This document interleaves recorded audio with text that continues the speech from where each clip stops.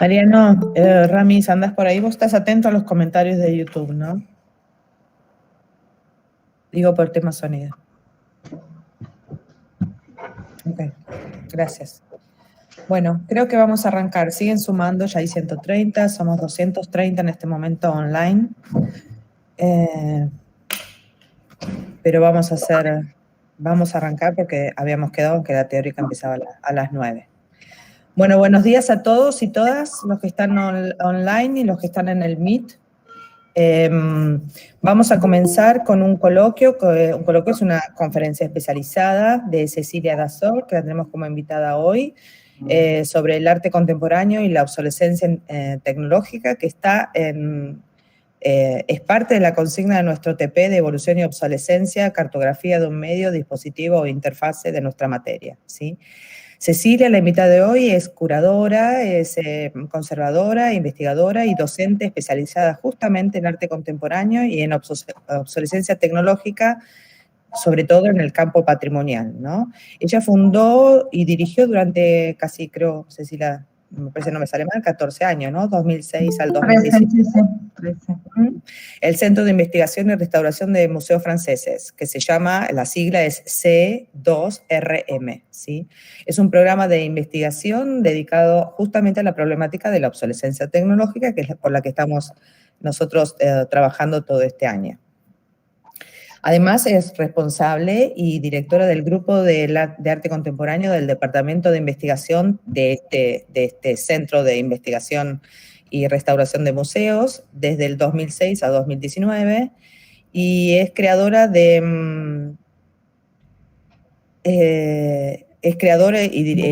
creó y dirigió este grupo. Además, en 2013 publicó un artículo que se llama Conservación en la hora de la obsolescencia tecnológica, ¿no, Cecil? ¿Sería esa la traducción? Es una revista, es un número de la revista del laboratorio. Sí, es la revista número 37 de la revista Tecné del laboratorio. Y fundó el INCCAF, que no sé si esa sigla se pronuncia de alguna forma o se deletrea. INCA. INCA, ok. Que es la rama francófona del grupo INCA, que es la International Network, la Red Internacional de Conservación de Arte Contemporáneo, de la cual Cecilia es responsable. Fue docente en el Departamento de Restauración del Instituto Nacional de Patrimonio, que es un máster, y de la Escuela del Louvre, que es otro máster, ¿sí? Y desarrolló y están online 2 blogs de la plataforma Hypothèse, ¿sí? Hypothèse es una plataforma que agrupa blogs académicos de ciencias sociales y humanidades, donde expone justamente las actividades del INCA y del C2RMF, ¿sí? Y ahí están publicados en el flyer que nosotros circulamos, que es los 2 links a los 2 blogs que ella tiene publicados online. Con esta presentación de Cecil, le damos la bienvenida a nuestra cátedra y a la universidad, a la Facultad de Arquitectura, Diseño y Urbanismo de la Universidad de Buenos Aires, y te dejamos la pantalla toda tuya, Cecil. Muchas gracias. Bueno, muchas gracias a ustedes. Agradezco la invitación y pido disculpas de antemano por mi castellano, que estoy aprendiendo, pero que no manejo como un idioma, como si fuera mi idioma. Solo una pequeña corrección, no es que dirigí todo el C2RMF, que es un laboratorio gigantesco que se ocupa de todo el patrimonio y toda la investigación sobre la conservación del patrimonio. Yo me ocupaba solo de dirigir la parte dedicada a la conservación del arte contemporáneo y de investigación sobre la conservación de arte contemporáneo. Dividí mi charla muy clásicamente en 3 partes, un preámbulo sobre arte, técnica y obsolescencia. Después le quería presentar un caso de estudio que tiene que ver con la luz artificial y el neón, y después 2 estudios de caso que están vinculados con el video, el arte, el video y monitores de rayos catódicos. Para empezar, quería mostrarles unas imágenes.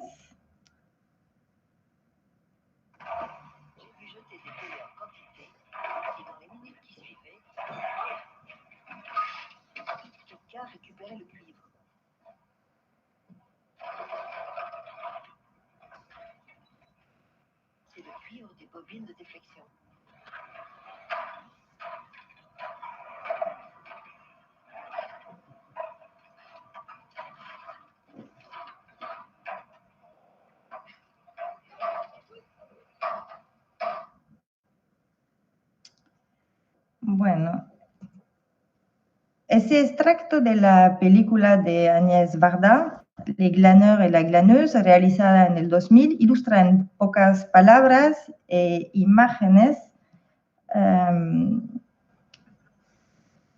el fenómeno de la obsolescencia tecnológica.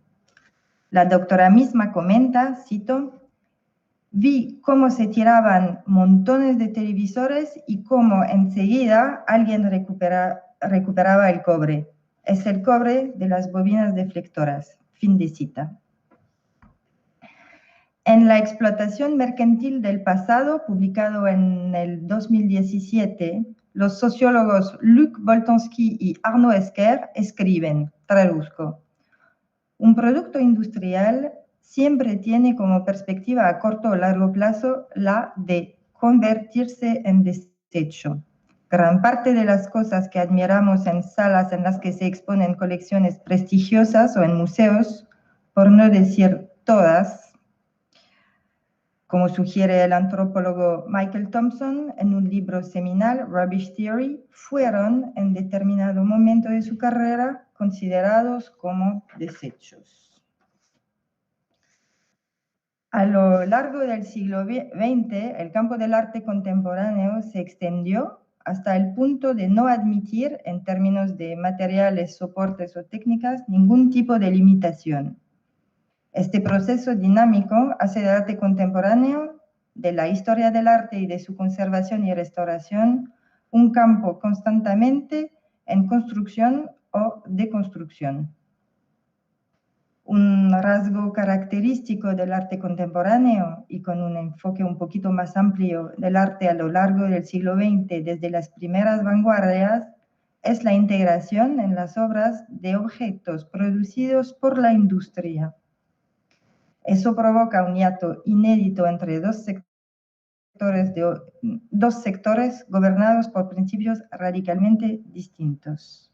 El arte, desde la creación de las primeras academias de bellas artes en el siglo XVII, se diferencia explícitamente de la artesanía por la unicidad y la originalidad de sus producciones. Al contrario, la producción industrial genera series de artefactos estandarizados. Un producto industrial siempre tiene como perspectiva a corto o largo plazo la de convertirse en desecho, escribían Boltanski y Esquer. Al contrario, la perspectiva temporal del arte en el campo patrimonio es ilimitada. Un efecto de la porosidad entre la creación artística y la producción industrial es la integración en el campo del arte no solo de artefactos producidos por la industria, sino también de dispositivos técnicos.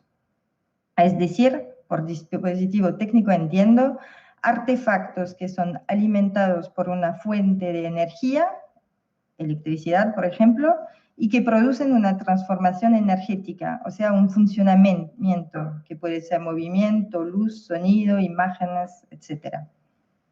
Para producir energía o funcionar, un dispositivo técnico desgasta necesariamente ciertos componentes que a la larga hay que sustituir o renovar.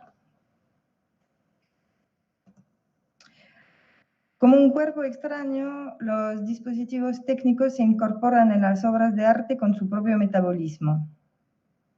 Otro rasgo característico de los dispositivos técnicos es que padecen de obsolescencia tecnológica. Fenómeno socioeconómico, la obsolescencia tecnológica consiste en la depreciación de un material o de un equipo independientemente de su deterioro físico. Consiste en la evicción del mercado de un proceso sustituido por otro equivalente, supuestamente con mayor rendimiento.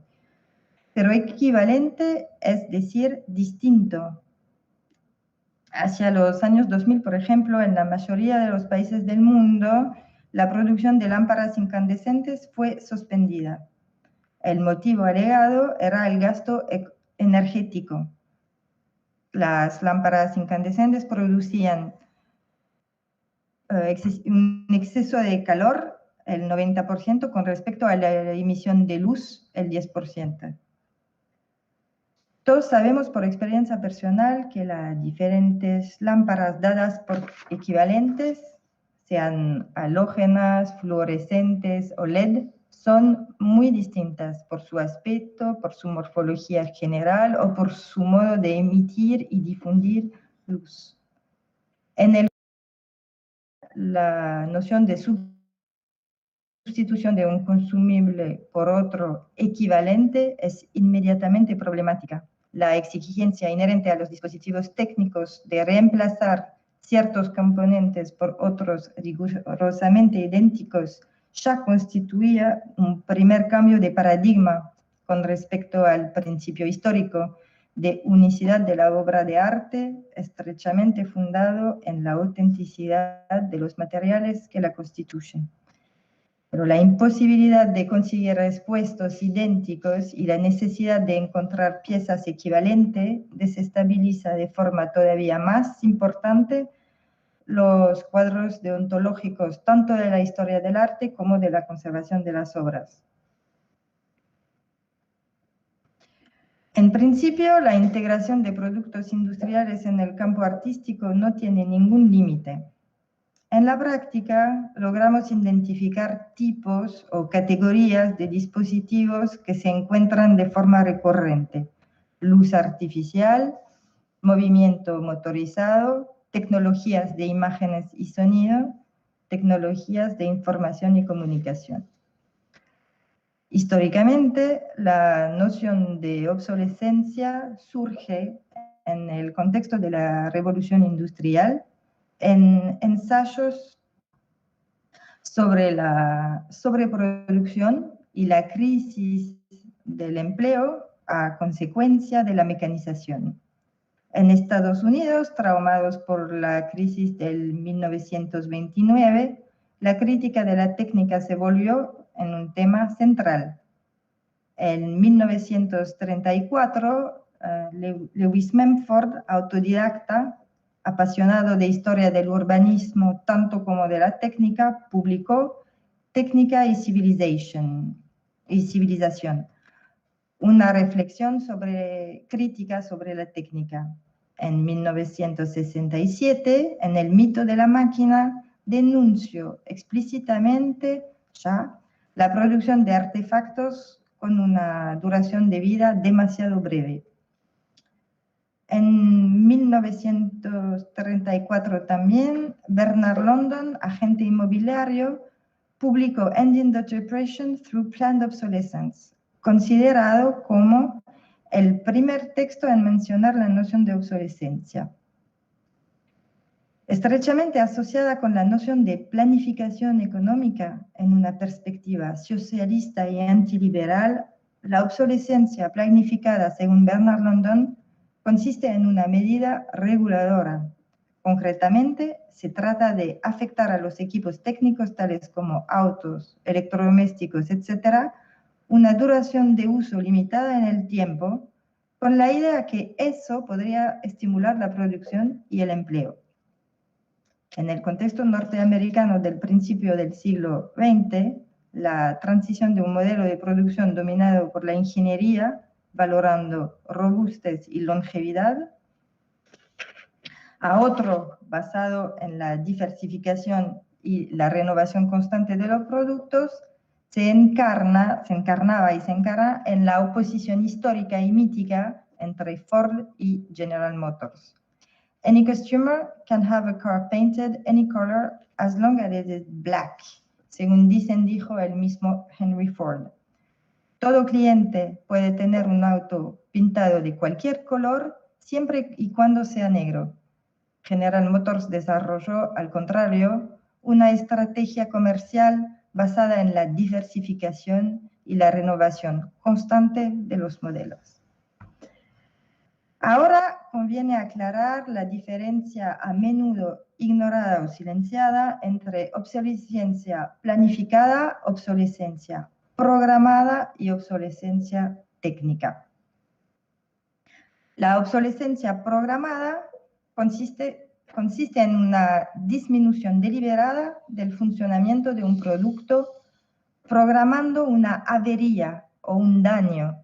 Dos ejemplos. Las impresoras con un chip programado para que dejen de funcionar después de determinado número de páginas imprimidas. Otro es la pequeña palanca de tostadoras eléctricas que sirve para bajar la rejilla donde se coloca el pan. Demasiado frágil, la palanca se rompe, pero el mecanismo central, la resistencia, sigue funcionando. Sin embargo, la tostadora está fuera de uso. En Francia, desde el 2015, la obsolescencia programada se considera como un delito. La obsolescencia técnica es un fenómeno mucho más amplio e insidioso, un fenómeno de masa. No afecta a los artefactos singulares, sino a toda una generación o toda una serie de artefactos sin provocar ninguna avería, ningún daño. Con la obsolescencia técnica, lo que se encuentra fuera de uso y del mercado es una serie completa de productos debido a la aparición de una nueva generación parecida pero distinta, supuestamente más competitiva y sobre todo incompatible con la anterior. La incompatibilidad es el punto medular. La temática de la obsolescencia tecnológica volvió a imponerse en los debates a principios de los años 2000. La prohibición por ley de la producción y de la comercialización de las lámparas incandescentes, efectiva en Argentina en el 2010, y la reducción sin precedente de la duración de vida de los equipos vinculados a la tecnología de información y comunicación, hicieron de la obsolescencia una problemática económica, social y ambiental de suma importancia. El ensayo de Gilles Slade, Make to Break, publicado en 2006, fue uno de los primeros ensayos sobre el tema.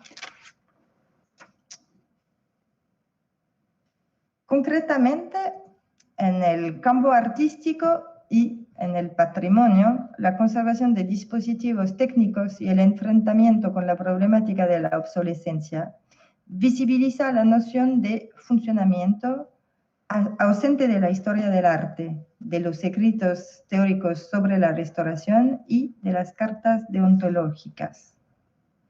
Las tres obras representadas en la diapositiva, Light Kick Floops de Bob Watts del Centro Pompidou, la Julieta de Bertrand Lavier en el Museo de Estrasburgo y Bonot sobre Nevada de Bertrand Lavier de una colección privada. Esas tres obras incorporan dispositivos técnicos, pero ninguno está activado. En la primera se ven unas lámparas, en la segunda un dispositivo motorizado, un automóvil, y en la tercera una heladera. En caso de deterioro o daño, la restauración no concierne el funcionamiento del mecanismo, sino solo el aspecto de los materiales, vidrio, plástico, metal. Se trata entonces de una restauración clásica e ilusionista. En comparación, las tres obras representadas en esta otra diapositiva, Monument de Christian Boltanski en el Museo de Grenoble, Requiem pour une feuille morte de Jean Tinguely en el Centre Pompidou y otra obra de Pier Paolo Calzolari en el Centre Pompidou, L'area vibra del Rancho del Insetti. Estas tres obras integran dispositivos técnicos activados. Lámparas incandescentes en la instalación de Boltanski, movimiento motorizado en la de Tinguely, una instalación monumental con mecanismos muy frágiles y, sobre todo, un funcionamiento muy caótico, característico del arte cinético de aquella época. Una forma de arte povera o más bien tecnopovera. En la tercera, un mecanismo refrigerante, mecanismo de heladera a temperatura ambiente, que genera la producción de escarcha. Como justamente el mecanismo no está previsto para eso, para estar colocado afuera de la heladera a temperatura ambiente, es muy delicado y con frecuentes averías. En caso de daño o deterioro, estas obras demandan una restauración funcional que mantenga o arregle los mecanismos, teniendo en cuenta además el uso específico de las técnicas por los artistas. Requieren competencias en ingeniería y en restauración, por supuesto, sí. Nosotros siempre trabajamos con restauradores e ingenieros en una colaboración muy estrecha. La práctica de la conservación-restauración del patrimonio está regida por cartas profesionales adoptadas por organismos internacionales. Gran parte de los principios que estructuran el campo están basados en los escritos de Cesare Brandi. Nacido en 1906 y fallecido en 1988 en Siena, Brandi fundó e inauguró en 1942 en Roma el ICR, Instituto de Conservación y Restauración, que profesionalizó la restauración como disciplina, integrando ciencias duras, física, química e imaginería científica, como apoyos imprescindibles para la historia del arte. La restauración como disciplina científica es muy reciente entonces, con la integración de artefactos técnicos con duración de vida limitada y fenómenos de obsolescencia. Ahora hace falta integrar también la ingeniería.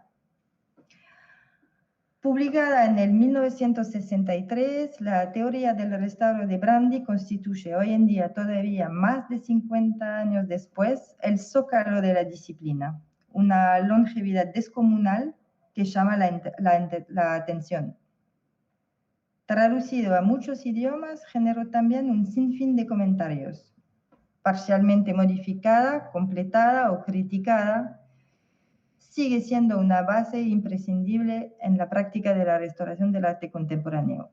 Pero sorprendentemente, pocos saben que Brandi publicó 2 ensayos en el 52 sobre el arte contemporáneo titulados La fin de la vanguardia y L'arte d'oggi. En 2008 fueron reeditados en Italia con una introducción de Paolo D'Angelo, filósofo especialista de Brandi, que empieza con las siguientes palabras. Traduzco. Si ustedes quieren deshacerse de este libro, háganlo. No será una tarea demasiado difícil. En casi cada página, Brandi les dará buenos motivos para considerar inaceptables sus argumentos. Fin de cita. De hecho, nunca fueron traducidos a otro idioma. Para calificarlos muy brevemente, más que ensayos, son panfletos con una crítica tanto severa como reaccionaria sobre el arte y la cultura en aquella época. La indiferencia y el desprecio de Brandi por la mayor parte de la creación artística de su época explica obviamente por parte por qué queda totalmente fuera de su aproximación teórica de la restauración. La integración creciente de artefactos industriales en el arte a lo largo del siglo XX y hasta ahora no borró la figura del artista. Muy al contrario, la reforzó. La figura del artista no se disolvió en el producto de consumo, no fue desmantelada en la cadena de producción, no cayó en el anonimato del supermercado. Marcel Duchamp, Andy Warhol, Jeff Koons y muchos otros artistas se convirtieron en estrella, casi invisibilizando las obras como objetos o artefactos, tapando y opacando aún más su dimensión técnica. En el año 2000, Régis Michel, entonces director del Gabinete de Dibujos del Museo del Louvre, organizó una muestra titulada Posséder et détruire, stratégies sexuelles de l'Occident. Poseer y destruir, estrategias sexuales del Occidente.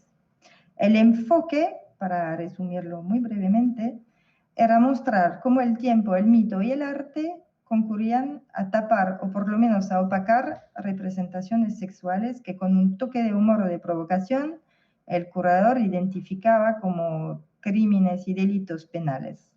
Por ejemplo, la metamorfosis de Zeus en cisne y su apareamiento con Leda, representada a través de un dibujo de Miguel Ángel, y de una película del director austríaco Kurt Kren, a partir de la performance del accionista vienés Otto Mühl, eran clasificados como violación con zoofilia.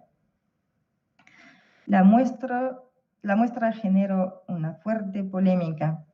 Pareció sin dudas también escandaloso el acercamiento entre un maestro del Renacimiento italiano y un accionista vienés. A reflexionar sobre las consecuencias de la obsolescencia tecnológica presupone un reconocimiento de la parte técnica de las obras. Mostrar cómo el tiempo, el mito y el arte concurren a tapar o por lo menos a opacar esta dimensión técnica.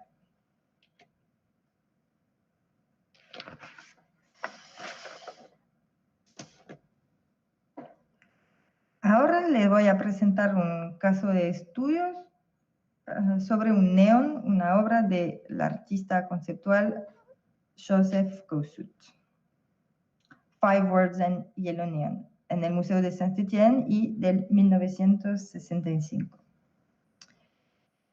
En el año 1992, Bernard Cesson, entonces director del Museo de Saint-Étienne en Francia, recibió una carta firmada por Ingrid Drenkers, assistant to Joseph Kosuth, figura emblemática entonces del arte conceptual estadounidense de los 60.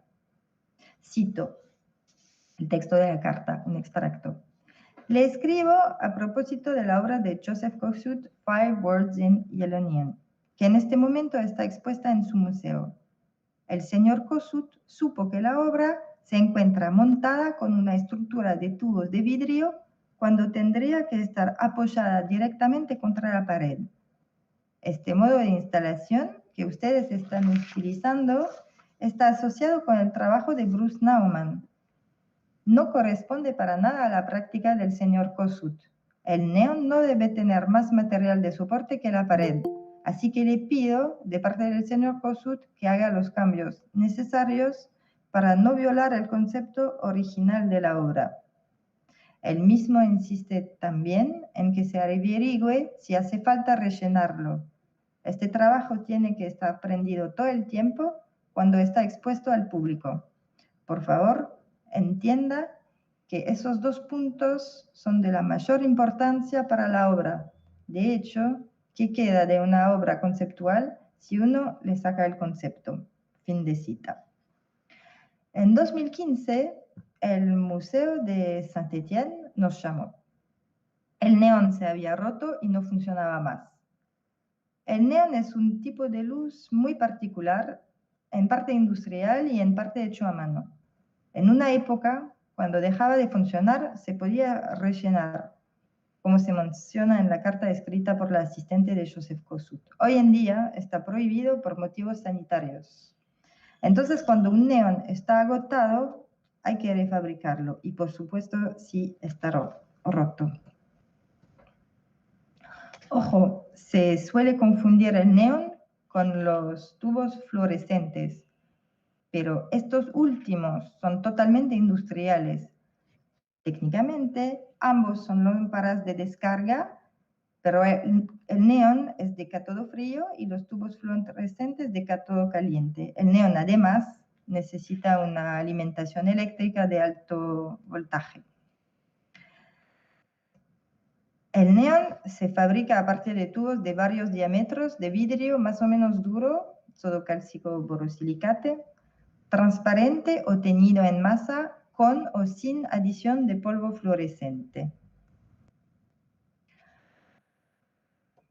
A los tubos se les agregan además electrodos distintos según el tipo de vidrio y la época.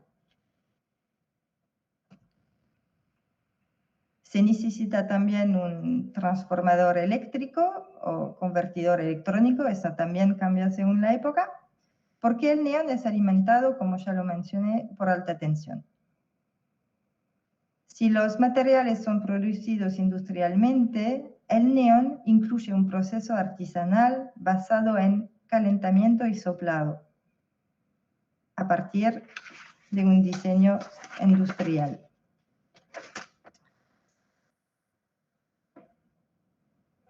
El material y la técnica son distintos según el tipo de vidrio, según la época y también según las zonas. En Francia, por ejemplo, se usa más vidrio duro que en otros países europeos o americanos. Al final del proceso de creación de la forma, se conectan los tubos a una bomba y se rellenan con gas, argón o neón básicamente.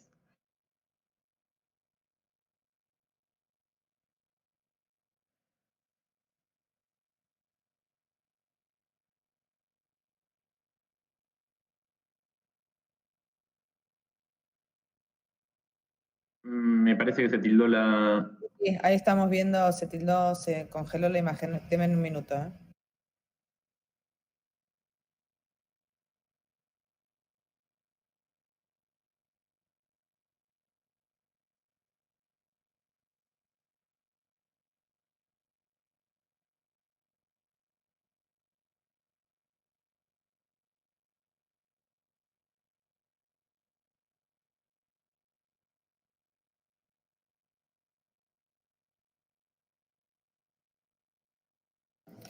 Lo deben de estar resolviendo en ese momento, ¿eh? Algo pasó ahí. Qué lástima, veníamos con buen ritmo.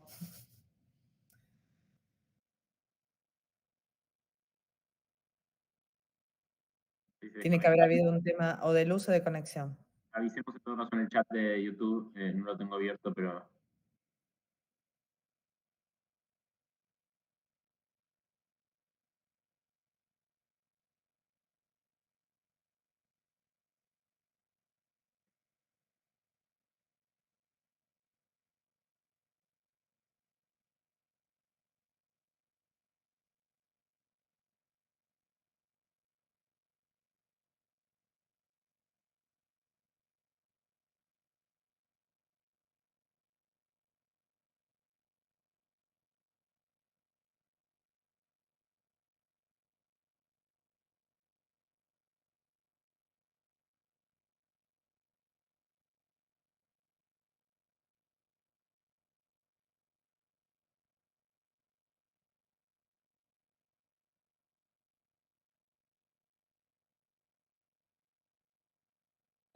Gente, necesito que alguien salga de los 100 que estamos, si no, no pueden volver a ingresar. Ahí salió. Ya salieron, Jael.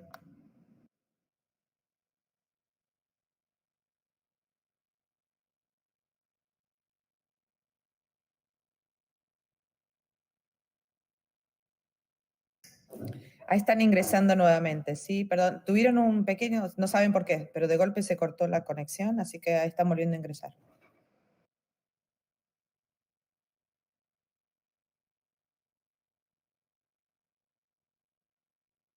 ¿En qué barrio está Cecil? Está en Núñez. No es un barrio muy que se caiga, digamos. Pero se cae, obviamente. No, pero acuérdate que tienen el router que llevó Agustín. Algo debe haber pasado ahí en la conexión.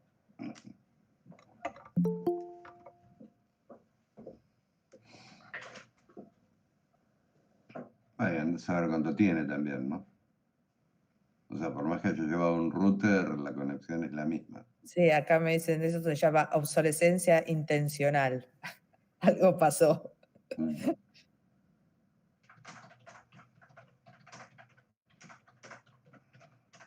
Ahí estamos volviendo, muy bien.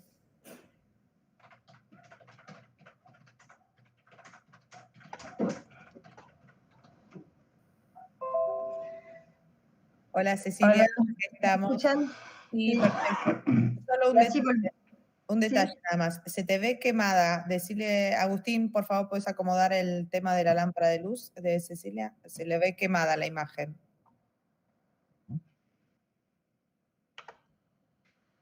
Ahora bajo un poco la intensidad.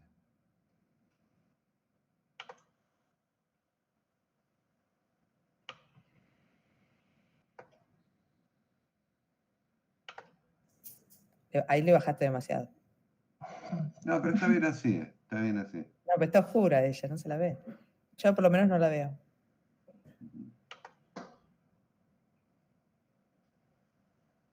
Está intrigante. Ahí está bien, ahí no la toque más.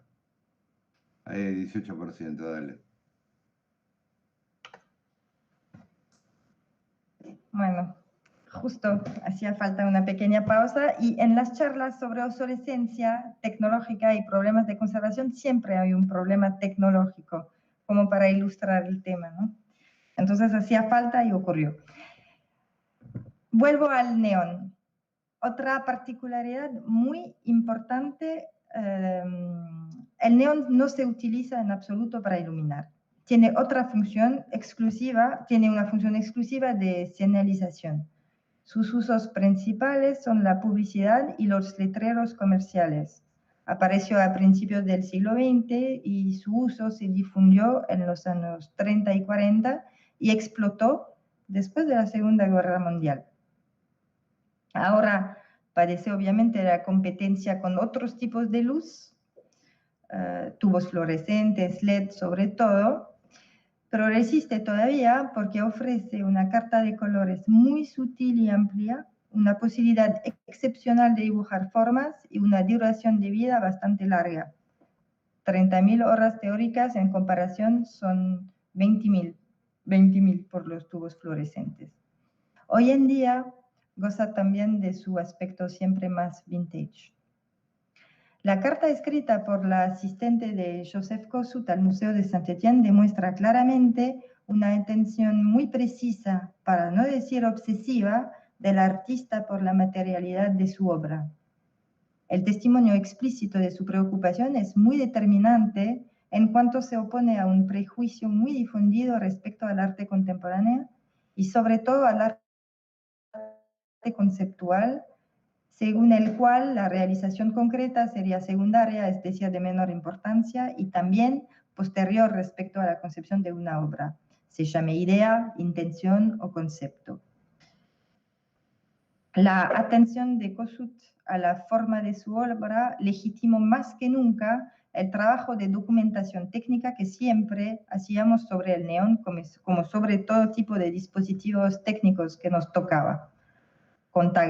Contábamos el número de elementos, de segmentos de tubo entre dos electrodos, medíamos el diámetro y el largo del tubo, información básicas, pero generalmente ausentes de la documentación de los museos.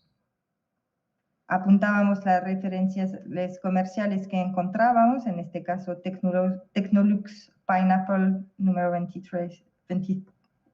23B. Localizábamos las partes pintadas, el color y la técnica por pincel o por inmersión. De hecho, se usa comúnmente en la técnica del neón, cuando se trata de palabras, pintar los segmentos entre las letras para facilitar la lectura. Relevábamos los ángulos que pueden ser rectos o flexibles.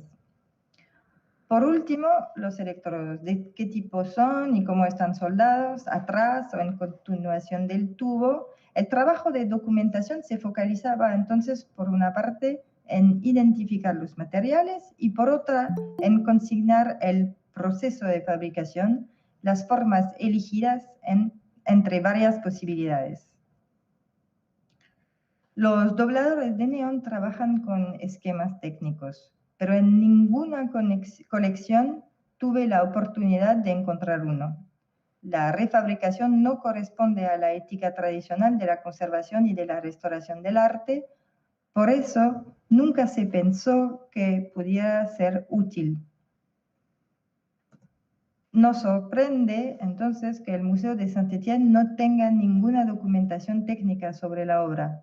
Solo posee lo que llama un certificado, una hoja A4 con las letras 5 Words in Yellow Neon, el año de creación, 1965, la firma del artista y un sello.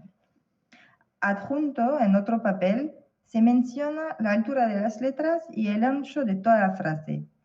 Al examinar el certificado, identificamos la fuente tipográfica, Franklin Gothic, creada en los Estados Unidos por Maurice Fuller Benton en 1902.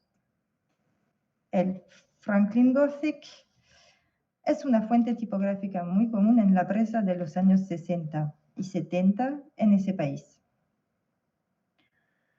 Observando de nuevo el certificado, vimos también que sin duda la letra habían sido recortadas con tijeras. En el 1965 no se diseñaba con la computadora, por supuesto, y la elección de la fuente tipográfica está entonces estrechamente vinculada a la prensa escrita. Más allá de la intención deliberada del artista, 5 Words in Yellow Neon, por la fuente tipográfica y el modo de composición movilizados, constituye un testimonio histórico y lleva la marca de una época en la cual la impresión mecánica necesitaba un equipamiento profesional y el periódico solo se podía encontrar impreso. Con la integración siempre creciente de artefactos industriales en las obras de arte a lo largo del siglo XX, los museos de arte contemporáneo, moderno y contemporáneo, se transformaron también en museos de las técnicas. El reemplazo por algo idéntico o la sustitución por algo equivalente, indispensables para mantener el funcionamiento de un mecanismo, infringe el principio fundamental de la autenticidad de los materiales. No por eso significa que la historicidad de los materiales de origen, con los cuales una obra fue concebida y creada, deba ser omitida. El estudio de las técnicas involucradas en las obras no se opone a la historia del arte, muy al contrario, la complementa. El mismo Joseph Kosuth tiene una conciencia muy aguda de la complejidad polisémica que introduce el uso de objetos comunes en su trabajo. Así, sobre el neón, en una entrevista del 2018 comenta: la primera vez que hice obras de neón, el neón ya contaba con su historia en la publicidad. Yo tenía entonces que subvertir su dimensión como objeto cultural, pero estaba también construyendo tautologías. Quería crear palabras que pudieran hablar de sí mismas. El neón tenía muchas cualidades que podía desplegar. Fin de cita. Quería concluir sobre este caso de estudio con otra obra de Kosuth del mismo año, titulada Neón, muy conceptual y modernista, al mismo tiempo es muy tecnológica. A pesar de la tautología, el convertidor electrónico está integrado a la obra y sirve de zócalo. Debajo de las letras se ve que el artista incluyó un segmento de tubo de vidrio de diámetro muy estrecho y dos tapones de corcho, materiales utilizados por los dobladores de neón. Otra evidencia del interés de aquel maestro de arte conceptual por las técnicas que usa. Ahora les voy a presentar dos casos de estudio que tienen que ver con el campo artístico del vídeo y con artistas que utilizaron monitores de tubos catódicos. Las colecciones de arte contemporáneo cuentan con numerosos monitores de tubos catódicos. Desde finales de los 60 a los 80, la tecnología CRT utilizada también para recibir las transmisiones televisivas o en el caso de la seguridad para la vigilancia, era el único modo de difundir imágenes video. En los 80 apareció la videoproyección y tuvo un éxito casi inmediato entre los artistas. Por un tiempo, las dos tecnologías fueron utilizadas contemporáneamente. Sin embargo, a partir de los años 2000, la tecnología CRT fue gradualmente desplazada por otra, pantallas de plasma o de cristal líquido, LCD, sobre todo. En el año 2015, el C2RMF empezó un estudio genérico sobre los monitores de rayos catódicos. La primera constatación fue la casi ausencia de documentación técnica. Nada nuevo en esa observación, muy al contrario. La necesidad de documentar ha pasado a ser un verdadero mantra en el campo de la conservación del arte contemporáneo y nada parece generar más consenso. Pero todo depende de lo que se entiende por documentación y los recursos movilizados para cumplir con ese objetivo. En 2013 tuve la oportunidad de dirigir un número de la revista del C2RMF, Tecne, donde publiqué, entre otros artículos, una entrevista con Alain Perron, un técnico del servicio audiovisual del Centro Pompidou, con quien colaboraba desde hacía un par de años. Alain Perron trabajó más de 35 años en el Centro Pompidou, del 1982 hasta que se jubiló hace poco, en el 2019. Cito, ¿cuál es su formación? Tengo una formación de operador técnico en radio y televisión y en ingeniería automática. Desde los 70 tuve varias experiencias profesionales como montador, electricista o reparador de televisores. Cursé muchas formaciones en electricidad, electrónica o ingeniería automática. Las evoluciones técnicas planteaban siempre nuevos problemas, obligándonos a formarnos permanentemente. Las formaciones en electrónica que cursé ya son obsoletas y dejaron de existir.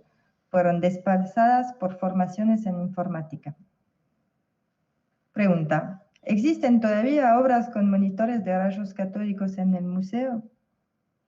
Todas las obras, desde los 60 hasta los 2000, fueron realizadas con monitores de este tipo. Hoy en día, los tubos catódicos no se fabrican más. Hace poco, por precaución, reemplazamos en algunas obras los televisores de tubos catódicos por el último modelo existente, aunque el formato no fuera exactamente el mismo. Hoy, la mayor dificultad es conseguir repuestos. Antes, yo conocía a los proveedores y los locales especializados. Todos cerraron. Algunos técnicos saben aún arreglar un televisor de tubo catódico y demás equipos electrónicos analógicos, pero serán cada vez menos porque ya no se enseña. Y en cuanto a las pantallas planas, vienen con todo integrado. Aparte de un número muy limitado de módulos disociables, vienen en un solo bloque y por lo tanto es muy difícil arreglarlos. Ahora se tiende más bien a cambiar todo el equipo antes que repararlo. Me parece importante conservar equipos, aunque fuera solo para colectar repuestos hoy agotados que se pueden extraer de dispositivos más antiguos. El museo tendría que dedicar un depósito al almacenamiento de material. Llevo años pidiéndolo. Pregunta. ¿Usted recomienda también la conservación de los manuales técnicos? Alain Perron. Era mi objetivo cuando llegué al museo hace 30 años atrás, pero lamentablemente no fue posible. Se tendría que haber suscrito abonos anuales con los distribuidores para recibir sistemáticamente todo lo que salía. A título personal, tenía un abono con Panasonic y recibía unos 50 manuales técnicos al año que todavía me sirven. Aquellos manuales son muy especializados y solo los profesionales los pueden entender. Señalan con alta precisión la función de cada componente y permiten intervenir por niveles. Actualmente es muy difícil conseguirlos. Un proyecto interesante sería organizar una bibliotécnica. Podría ser colectiva y compartida entre varios museos. Pregunta: ¿le piden documentar sus intervenciones, integrar informes a Alain Perron? Lo único que puedo integrar son diseños técnicos. Es mi única manera de comunicar. Alain Perron tenía guardado el manual de usuario el manual técnico de uno de los monitores CRT más común, el PVM de Sony. El manual de usuario consta de 6 páginas poco densas, replicadas en varios idiomas. Se limita a explicar cómo prender y apagar y conectar el equipo. Eso es, las 6 páginas. A modo de comparación, el manual técnico tenía 52 páginas, existe solo en inglés, está organizado en 7 secciones que corresponden a 7 niveles muy diferenciados de aproximación del equipo. La primera obra que me tocó estudiar en el marco de este proyecto fue Becoming Visible de Marina Abramovic, considerada una de las artistas pioneras de la performance. Nació en Serbia, entonces Yugoslavia, en el año 46. Realizado en el año 92, la obra Becoming Visible fue adquirida casi inmediatamente por el Fonds Régional d'Art Contemporain, el FRAC, de Franche-Comté, ubicado en el este del país. El estudio fue facilitado por Virginie Marchand, responsable de la gestión de la colección, que dedicaba mucha atención al mantenimiento técnico de las obras. Me acompañó en este estudio un joven restaurador, Alexandre Michan, especializado en video y nuevos medios. La instalación, como se puede ver en la imagen, cuenta con 7 monitores dispuestos arriba de 7 escritorios de colegio. Cada pie de cada escritorio se encuentra a su vez en equilibrio sobre una roca. Rocas y escritorios provienen de Brasil, donde el artista viajaba con frecuencia en aquella época. Todo ese conjunto conforma un círculo según las pocas fotos que tenemos. La instalación cuenta también con 7 reproductores video U-matic y una computadora, de los cuales no hablaré hoy. El contenido audiovisual consta de 7 videoloops de unos minutos cada uno, que proceden de una serie de performances realizadas en los años 90 bajo el título Dragon Heads, y de una pista sonora con la voz de la misma artista que se escucha en off.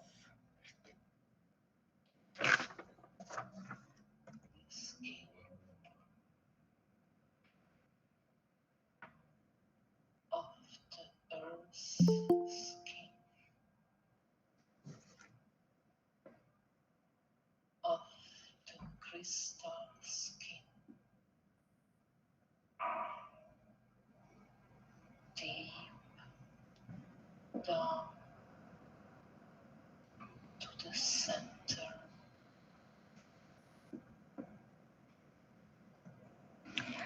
En 2013, el FRAC se mudó del Musée des Beaux-Arts de la pequeña ciudad de Dole a la Cité des Arts et de la Culture de Besançon, en un edificio espectacular construido especialmente por el arquitecto Kengo Kuma, debajo de la ciudadela, a orillas del río.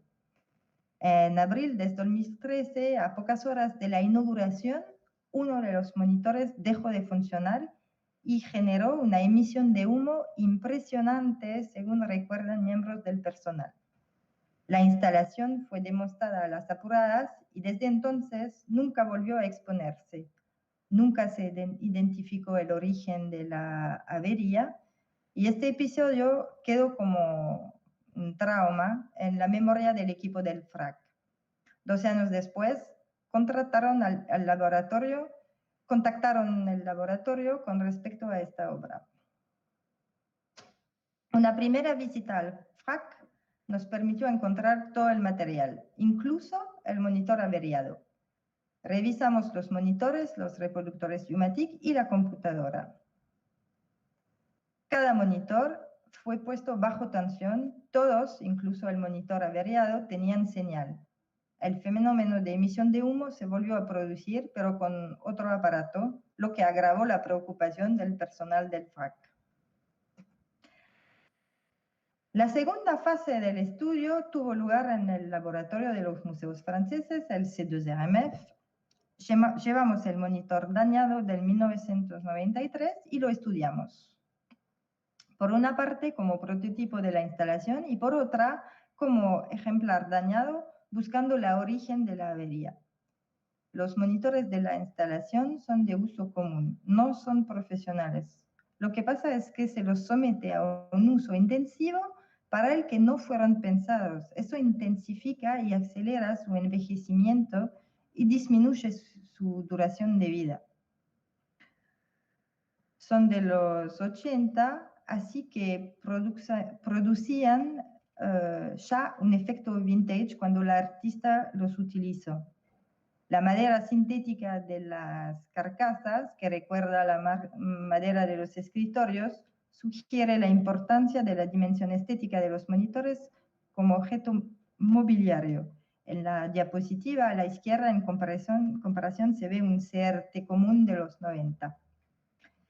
El requisito del FRAC, de la dirección, era sobre todo y básicamente que la obra volviese a funcionar con un dispositivo que fuese seguro y perenne.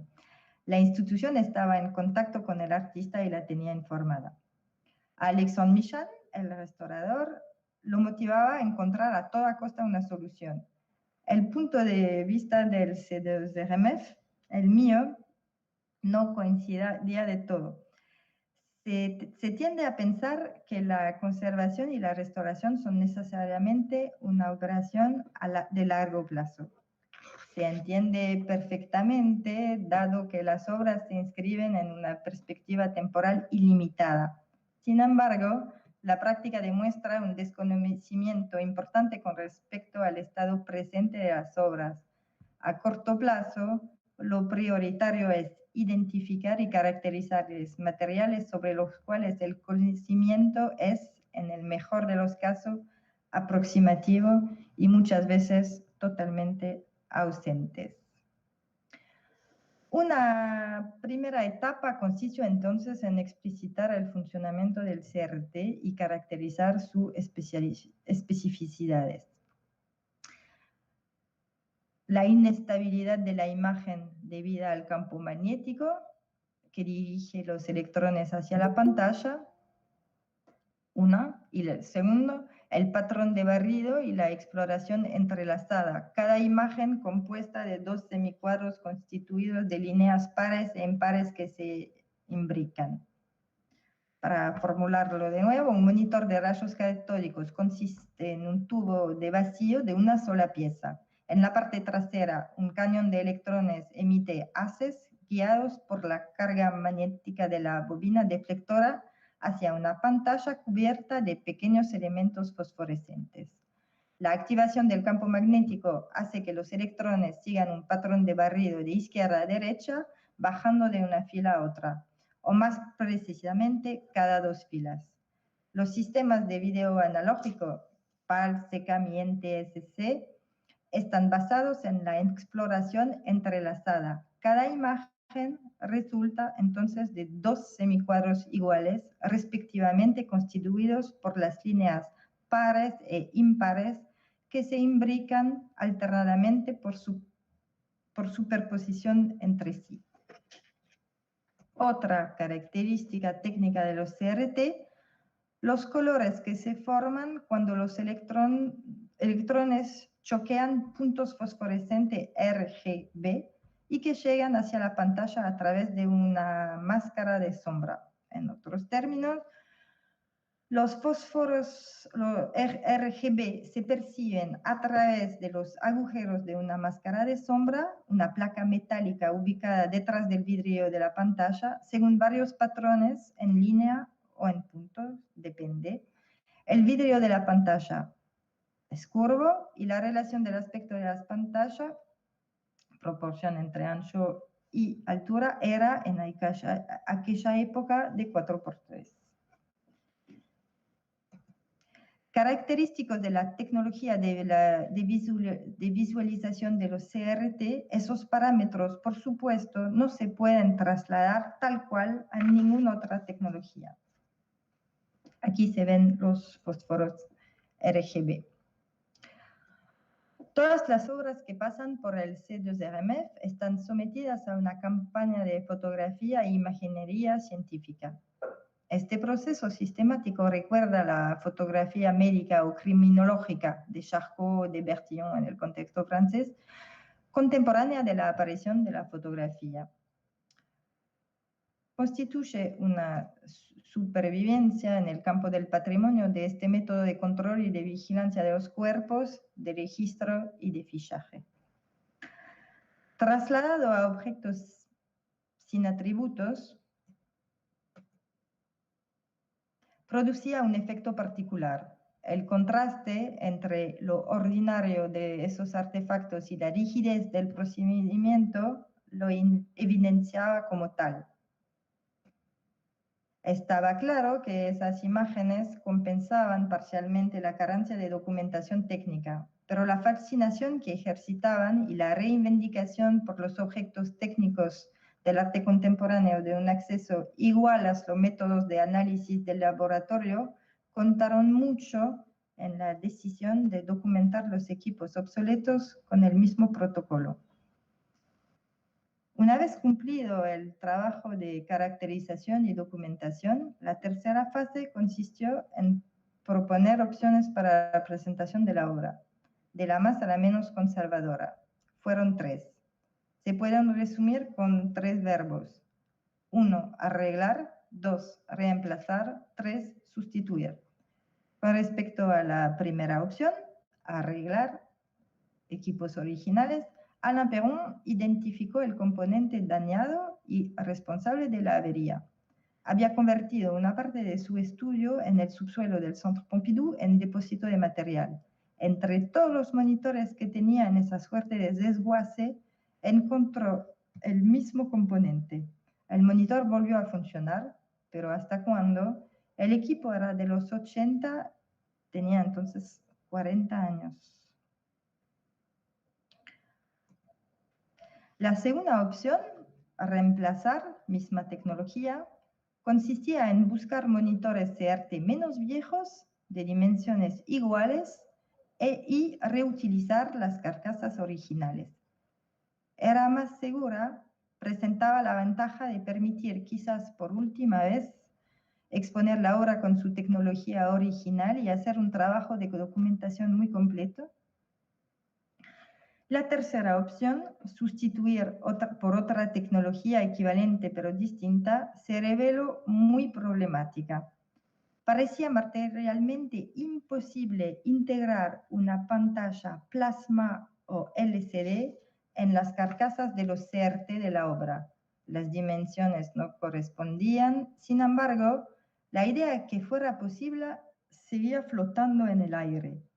En el 2000, la Fundación Daniel Langlois en Montreal apoyó el proyecto Variable Media, dedicado a la conservación de los nuevos media, desarrollado por Alain de Pocas, académico canadiense, y John Ippolito, artista y teórico estadounidense. Tuvo un impacto sumamente importante. Por primera vez se tocaba el tema de la obsolescencia tecnológica en el campo artístico y patrimonial. En 2003 publicaron un fascículo muy breve titulado Permanence Through Change, accesible online.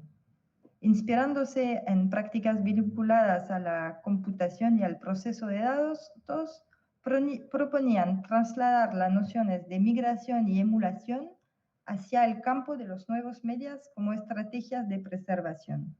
El paradigma se basaba en una dicotomía entre un contenido y el dispositivo técnico que lo restituye. Con la migración, el contenido se traslada de un dispositivo técnico a otro, pero al mismo tiempo sigue igual. Con la emulación, un dispositivo técnico antiguo se puede simular a partir de un equipo más reciente y así se preserva. El éxito importante de esta propuesta se explica en parte porque garantiza la posibilidad de preservar las obras en todos los casos. Cumple exactamente con los requisitos de los responsables de colecciones y con el principio de la conservación patrimonial, mantener las obras idénticas en un tiempo ilimitado. En el fascículo Permanence Through Change aparecen unas palabras atribuidas a John Hipólito que había sugerido, cito, integrar una pantalla plana en un televisor original. Sigue una pregunta a John Annard, historiador y curador. ¿Qué piensa usted de la idea de utilizar la carcasa de un televisor para emular su aspecto original? El mismo Peck colocó monitores recientes en viejas carcasas de televisión. Fin de cita. La referencia a Peck viene probablemente de una confusión con el uso por el artista de muebles típicos de los años 50, donde se podía colocar los televisores. En este caso, sustituir un monitor por otro de tamaño distinto es efectivamente realizable. Años después, me crucé con John Hipólito en México. El texto de Permanence Through Change, donde aparecía esta idea, no era suyo y no parecía tenerlo presente. Concordo con la imposibilidad de sustituir un monitor CRT por una pantalla plana en la carcasa de un CRT. Al final nos costó mucho esfuerzo rechazar esa idea que se había impuesto en el imaginario colectivo. En nuestro caso, renunciar a esa opción significaba renunciar a la posibilidad de sustituir la tecnología CRT por otra más actual. Alexandre Michan lo sentía como un fracaso. Quería seguir experimentando con tecnologías todavía más recientes como pantallas OLED flexibles o picoproyectores. Todo eso exigía muchos tests y tuvimos que dejarlo para otro proyecto. Del estudio de Becoming Invisible se podían inferir varias conclusiones. Siendo nuestro primer estudio sobre monitores CRT, nos permitió caracterizar precisamente esa tecnología, trasladar un conocimiento de ingeniería hacia el campo específico del patrimonio. Era obvio que remediar la carencia de la documentación permitía un mejor tratamiento de las problemáticas de obsolescencia, pero más allá, el arte contemporáneo en el contexto patrimonial, con la exigencia de conservar artefactos idénticos a lo largo de un tiempo infinito, constituye un ambiente extremo para las técnicas y en este sentido un excelente terreno de observación. En una época en la que la duración de vida de los productos disminuye de manera exponencial, los museos ofrecen un refugio.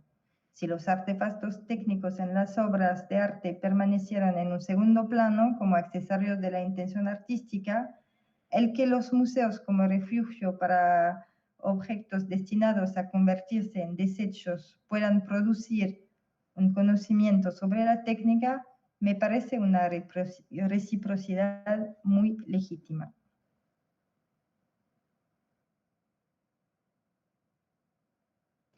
Dos años después, en el 2017, tuve la suerte de poder estudiar uno de los casos más emblemáticos de la conservación y restauración de video, Buddha's Catacomb de Nam June Paik. Nam June Paik, artista emblemático del video, nacido en Corea en el 1932 y fallecido en Estados Unidos en 2006. Existen distintas versiones y muchas variantes de esa obra. Una está en el Museo del Sable d'Olonne, una pequeña ciudad marítima en el oeste de Francia, un museo de arte moderna en una ex abadía, con una colección importante de obras de Victor Brauner o Gaston Chessac, respectivamente vinculados con el surrealismo y el art brut. Realizado en 1983, Buda's Catacomb fue adquirido por el museo en 1986. La instalación se compone de una escultura de bronce, cabeza de Buda, dispuesta arriba de un pequeño montón de tierra, una videocámara y un televisor, un monitor CRT de la marca GVC, modelo Nibico 3040F. Tiene un diseño muy particular, totalmente esférico, recuerda un casco de moto o de astronauta. La tinta de la carcasa del original era negro. La cabeza de Buda y su imagen reflejada por el monitor se enfrentan cara a cara. Reinterpretación tecnozen del mito de Narciso tuvo un éxito crítico inmenso. Se convirtió en un caso mítico en el campo de la conservación del arte contemporáneo después de una conferencia de Didier Ottinger, entonces director del Museo de Sable d'Olonne, en un coloquio organizado en el 92 por el Institut National du Patrimoine y publicado 2 años después, en el 94. La imagen que ven acá reproducida en la, es la imagen reproducida en la publicación. La mayoría de los especialistas de arte contemporáneo y de conservación conocen esta obra y su historia por esa única imagen. Según el relato de Didier Ottinger, a 2 años de la adquisición, en el 88, el monitor dejó de funcionar. No lo pudieron arreglar, tampoco encontraron otro ejemplar del mismo modelo. Contactaron el estudio del artista que recomendó una sustitución por cualquier otro monitor. No importaba que fuera de aspecto distinto. Así que se cambió el monitor por otro de diseño más común, pantalla rectangular. Además era a color, la imagen era a color, cuando el primero era blanco y negro. Todo se hizo con la validación del estudio del artista. En el 92, la Fundación Cartier en París pidió el préstamo de la obra para una muestra titulada Vraiment Faux. En esa ocasión, el monitor original fue reparado y la obra recobró su aspecto original con el monitor GVC esférico y la imagen en blanco y negro. Esta nueva etapa fue a su vez aprobada por el artista, pero poco después, el mismo año, 92, Buda's Catacomb fue expuesta en la Cité des Sciences et de l'Industrie en La Villette, siempre en París. En la muestra Machine à communiquer, el monitor en esta muestra fue robado. Surgió de La Villette una propuesta de fabricar un facsímile del monitor. Fue plebiscitada por el museo y por el artista. En 2017, Gaëlle Rageot, directrice del museo, contactó el laboratorio de Musée de France. Nos mandó toda la documentación que tenía, sobre todo fotos que acabo de mostrar y que permiten tener una cronología de las evoluciones sucesivas de la obra. Colaboré para este estudio con un ingeniero, Pierre-Alain Fardel. Después de 10 años de trabajar en un departamento de investigación y desarrollo en la industria automóvil, se aburrió y decidió dedicarse a la restauración del arte contemporáneo. En 2017 fuimos juntos al museo. En la documentación no encontramos nada fuera de lo que había ya recibido, pero pudimos ver todo el equipo. En un momento, después del 92, el museo había encontrado un monitor GVC idéntico, pero de carcasa blanco hueso. Ese tampoco funcionó nunca. Lo que más nos impactó fue la diferencia abismal entre el supuesto facsímile y el monitor original, tanto que la palabra facsímile parecía inadecuada. La videocámara de origen funcionaba, tan solo necesitaba unos pocos arreglos. Didier Ottinger lo mencionaba en el texto de su conferencia.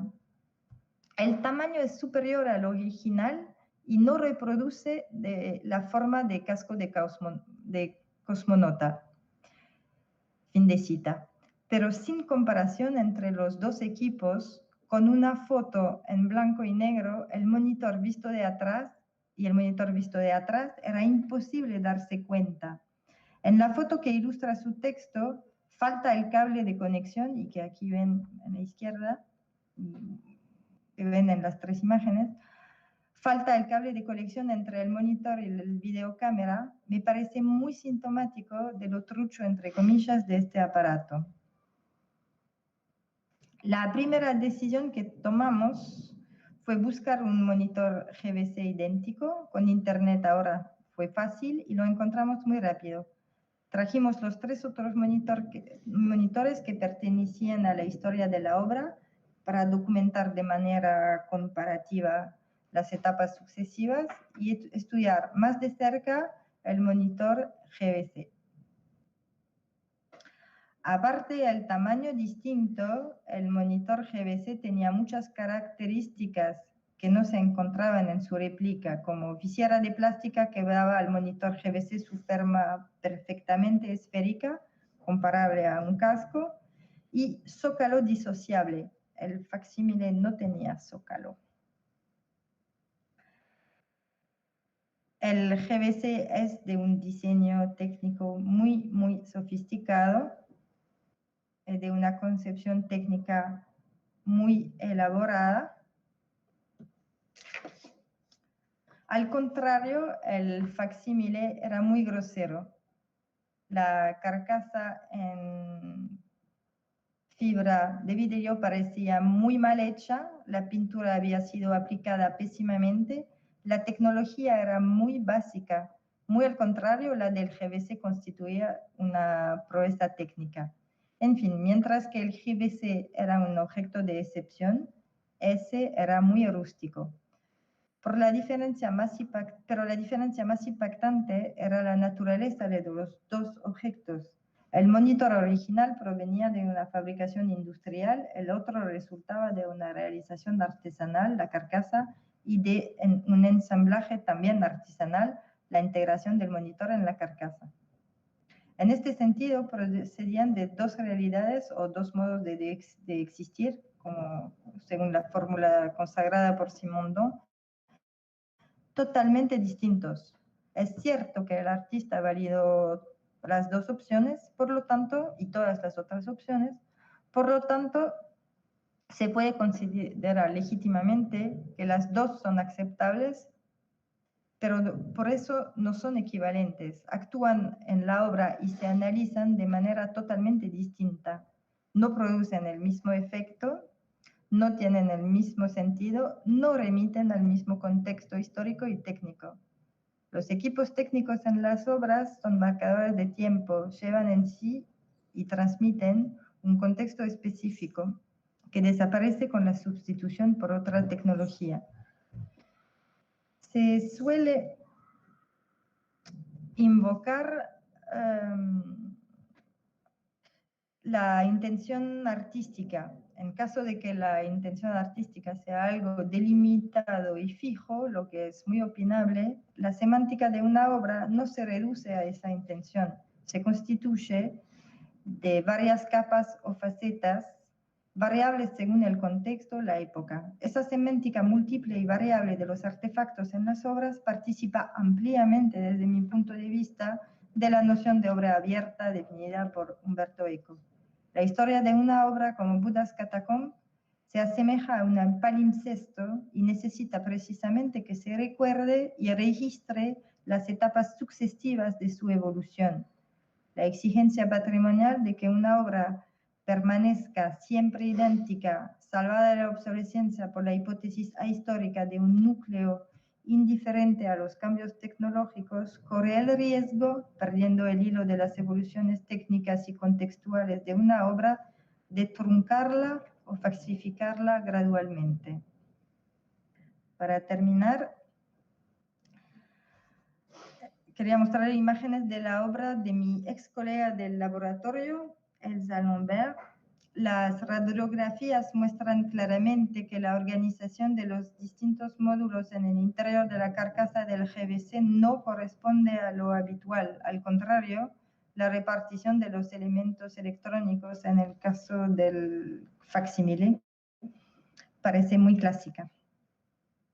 Y aquí una imagen de la instalación tal como la reconstruimos. Para concluir, en el segundo capítulo de su Historia de las Técnicas, Histoire des Techniques, publicada por primera vez en el 1990, Bruno Giacomi menciona el método de los enciclopedistas. Traduzco. Los autores se jactaron de recurrir a visitas de manufacturas o talleres de fabricar modelos para adquirir un conocimiento perfecto de las máquinas y de los procesos antes de hacer una descripción detallada en la enciclopedia. Giacomi sigue explicando que se inspiraban también en antologías que circulaban. Pero con el telar, considerado una de las máquinas más complejas de la enciclopedia, no fue suficiente. Diderot contrató la asistencia de 2 técnicos, un obrero del telar y un mercero. Cito.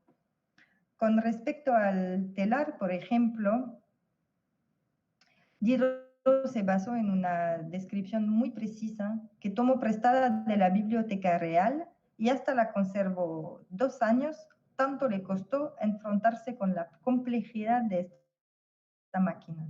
Contrató además a Barra, un obrero parisino, especialista en la fábrica de medias, a quien le pidió un informe.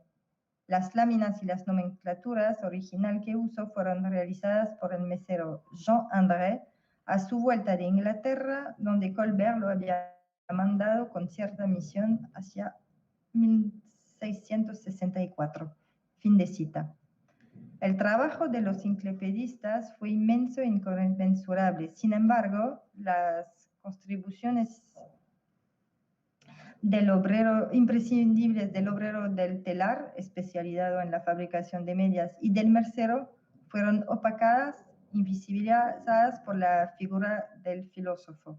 En la misma época, las bellas artes y las academias en las que se enseñaban o se transmitían las disciplinas artísticas se constituyeron precisamente diferenciándose de la artesanía. En el origen de la institucionalización de las artes, con la emergencia de las academias y de los museos, la distinción o la oposición entre artes y artesanía, arte y técnica, se impuso, dejando una huella profunda y duradera. Muchas gracias por su atención. Muchísimas gracias, Cecil. Les pido a todos, por favor, que fue una gran generosidad la conferencia de Cecil, que por favor prendan sus micrófonos y le demos un gran aplauso a Cecil. Gracias.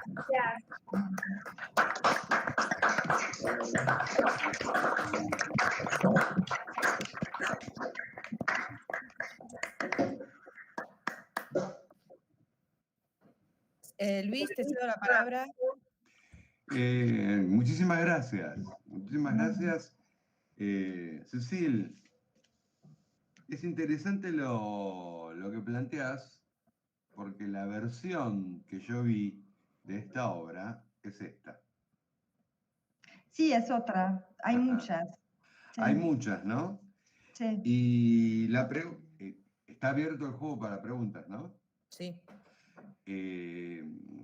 Si nos tomamos el atrevimiento de enrolar a un artista como Nigel Peck dentro del arte conceptual, en tu alocución prevalece la materialidad. eso es lo que me termina, me genera un hueco para explicar a nuestro estudiantado. ¿Qué debe prevalecer? ¿El concepto, pese a la tecnología, o la materialidad tecnológica? A ver, no termino de comprender en el artista conceptual su vínculo con la materialidad. De hecho, no le preocupó tanto a Peck como le preocupó a Abramovic o con la obra de Abramovic. Bueno, voy a tratar de contestar. Me parece que no hace falta crear como una suerte de competencia entre el concepto y la materialidad. O sea, para mí los dos aspectos son estrechamente vinculados. No se crea sin la materialidad, se crea a partir de esta materialidad. Por ejemplo, si uno piensa en los artistas considerados videoartistas de los 70, de la tipo Bruce Nauman, Vito Acconci, toda esa generación, en la historia de arte se llaman videoartistas, pero en realidad antes de la aparición del video, registraban su performance con film fotoquímico, ¿no? Y con el pasar de la película fotoquímica al video, cambiaron mucho sus performances o sus obras, por ejemplo, por un tema de duración. Con el video se podía registrar horas de performance, con la película no. Tomo este ejemplo para mostrar que la tecnología es muy vinculada a la obra. Y yo no digo que hay que hacer prevaler la materialidad o el concepto.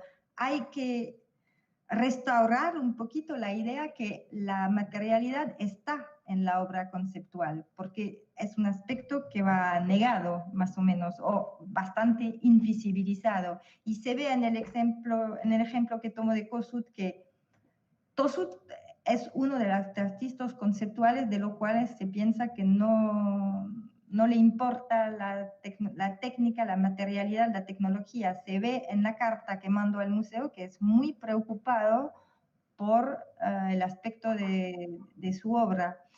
Y pensando en Peck también hay otra obra que no mostré porque no la estudié, pero que es muy famosa, que se llama Magnet TV, que consta de un monitor CRT sobre lo cual el artista puso un imán, jugando justamente con la inestabilidad de la imagen debido a la inestabilidad magnética, ¿no?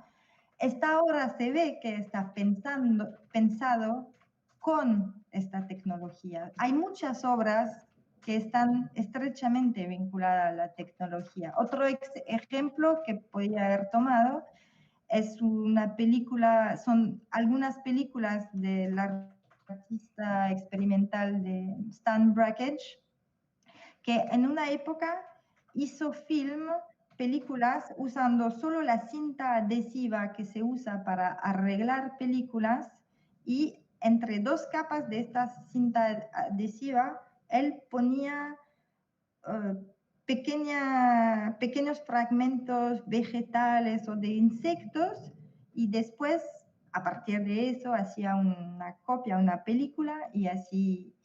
Y me interesa mucho este ejemplo porque cuando uno lo explica, lo comenta a nivel intelectual de historia del arte, tiene la obligación de recordar la técnica, porque con un film digital no se puede colocar un fragmento de insecto entre 2 píxeles, no funciona, o sea, es otra tecnología. Entonces, lo que quiero decir que no es que hay que hacer prevaler la materialidad o el concepto, sino que los dos aspectos están, para mí es eso el arte, ¿no? Que los dos aspectos están estrechamente vinculados. El arte no es solo una fórmula, un código abstracto de la tecnología. Y a pesar de la intención artística, porque hablaste de la opinión de Mariana Abramovic y de Nam June Paik, a pesar de su opinión sobre el tema y de su intención, yo creo que los artefactos tienen un efecto. O sea, el casco de cosmonauta del monitor GBC tiene un efecto de seducción del objeto del diseño que ocurre que uno lo querrá o no lo querrá. O sea, hay efectos que ocurren de todas formas. No sé si contesté correctamente. No hay respuesta correcta. Sí, está muy bien. No buscaba la corrección, sino que buscaba tu opinión. Te agrego otra pregunta que acá aparece, Cecil, de Gabriel Comino. Él pregunta en relación a la obsolescencia programada. Dice si crees que esta ayuda, si la obsolescencia programada ayuda a la evolución del dispositivo o si la estanca de alguna manera. Si la evolución, entiendo las palabras, Sí. pero Sí, él dice que si la evolución programada dentro de la tecnología ayuda a la evolución del dispositivo o la estanca, digamos. la obsolescencia programada Sí. nunca ayuda a la obsolescencia programada, es siempre un problema. Pero la obsolescencia programada, cuando pasa dentro de una generación de objetos y como lo explique la obsolescencia programada, trata de programar un daño, una avería. Entonces, ¿cómo? Una finitud. Sí, entonces si un museo tiene una obra con un artefacto que deja de funcionar por obsolescencia programada, si el objeto, el artefacto sigue siendo fabricado, basta cambiarlo y sustituirlo por idéntico. El problema es cuando no está más fabricado y que no se puede arreglar, pero nunca ayuda. Pero lo que quería decir es que era más perverso, que la obsolescencia programada es menos perversa de la obsolescencia tecnológica, porque es más fácil evidenciar, más fácil, no tan fácil, pero es más fácil evidenciar que hay un delito comercial, o sea, hay una intención comercial que es considerado un delito y de hecho en muchos países se empieza a tomar medidas. Lo que es más problemático y perverso es el cambio, la renovación de modelos constante, creando incompatibilidad que hace que uno no puede hacer funcionar un dispositivo, no porque está roto, no porque dejó de funcionar, en sí sigue funcionando, pero está incompatible, se encuentra incompatible con todo el ambiente tecnológico del momento y por eso no funciona. Y eso es mucho más difícil todavía combatir Y y entonces, manejar. siguiendo con el tema de la obsolescencia programada, otra estudiante, Micaela Vendre, pregunta ¿qué relación encontrás entre la obsolescencia programada y la economía circular? Bueno, depende cómo se lo ve, o sea, es complicado, pero la idea de la conversión de los desechos y que nada se pierde y que todo se puede utilizar, también permite en cierto senso justificar la fábrica de la obsolescencia, porque así se puede pensar que no importa, que podemos seguir renovando, produciendo, consumiendo siempre más, que se recicla siempre. Yo creo que antes de reciclar hay que consumir y fabricar y renovar menos, pero eso es realmente una opinión personal. Como profesional en los museos, cierto que si se renova menos y si sobre todo se crea menos incompatibilidad, el problema medular para nosotros es realmente la incompatibilidad y la imposibilidad de arreglar. Pero si se produce menos, se renova menos, Entonces, para nosotros es más fácil. Sí, la economía, un aspecto interesante de la economía circular es la importancia de arreglar y reparar, y eso sí, para nosotros es súper importante. El problema es que, como lo explica Alain Perron, que hay ciertas tecnologías que son tan compactas que no se pueden arreglar, que están concebidas para que no se arreglen, para que se tiren y se cambien. Mariano Ramis, un docente nuestro, te pregunta si considerás que quienes oficien de curadores o curadoras de obras de carácter medial o tecnológico deberían contar con conocimientos tecnológicos profundos. Gracias por esta pregunta, me encanta.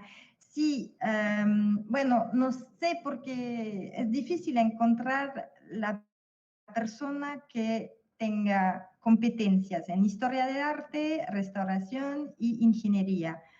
Entonces, hay personas que saben hacer muchas cosas y está bien, pero por lo menos lo que hay que organizar es la colaboración de estos tres perfiles. O sea, hay que organizar un modo de hacer trabajar juntos directores de colecciones que generalmente son historiadores del arte, a restauradores y ingenieros. El problema es que en el campo patrimonial, en los museos, todavía no llegó la práctica, la costumbre de contratar a ingenieros de modo muy para trabajar, o sea, se hace a veces muy puntualmente, pero tendría que estar mucho más integrado en la práctica.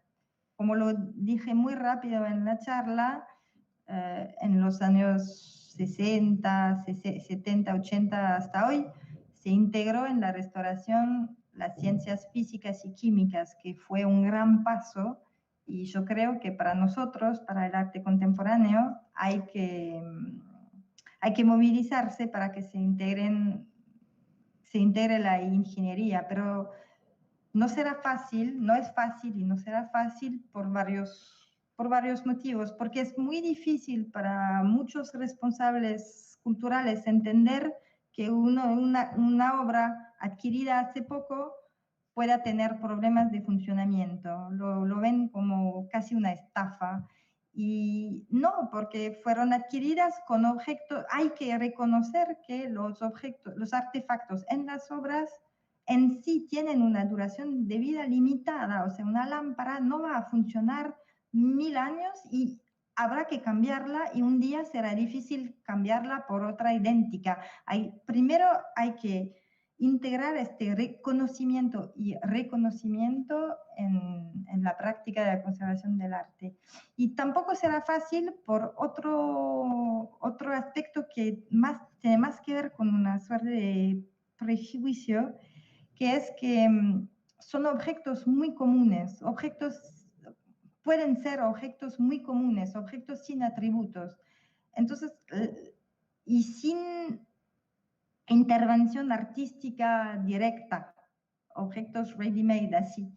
Y la idea entonces de ponerse problemas de conservación por algo que puede ser una lata de conserva, una zapatilla, un televisor o una lámpara, es muy difícil integrar. Entonces hay toda esta revolución epistemológica que tenemos que impulsar en el campo de la conservación del patrimonio. Me salta una pregunta, hay dos en el medio, a Fabián, recién docente nuestro, está acá en pantalla, él dice, algo que ayuda es profesionalizar a los equipos de montaje de las instituciones, pero yo agregaría eso, que no solo es profesionalizar a los montajistas de los museos, sino un detalle que en otra charla pasada con Cecil tuvimos, que es la necesidad de los museos de contar con un almacenamiento de tecnologías de otras épocas, para poder hacer esto, ¿no? O sea, arreglar o sustituir, para no llegar a la instancia de sustituir, sino de tener como un backup de determinada tecnología de la época, ¿no, Cecil? Sí, sí, y además el personal de montaje tiene muchas cosas que hacer, o sea, se ocupa del clima en que conserva las obras, o sea, muchos otros aspectos. Yo creo realmente de que hay que colaborar con ingenieros. hay que contratar ingenieros. Es difícil encontrar ingenieros un poquito generalistas a quien le gusta trabajar en estos temas, pero existen. Y si no, en cada... Yo, no sé, colaboré con dobladores de neón para trabajar sobre el neón, colaboré con técnicos de vídeo para trabajar sobre el film, con proyeccionistas o restaurador de películas. Hay que encontrar la gente que sabe y trabajar con esa gente. No creo que un montador, la gente que trabaja en el montaje de exposición pueda hacer todo eso. Es demasiado.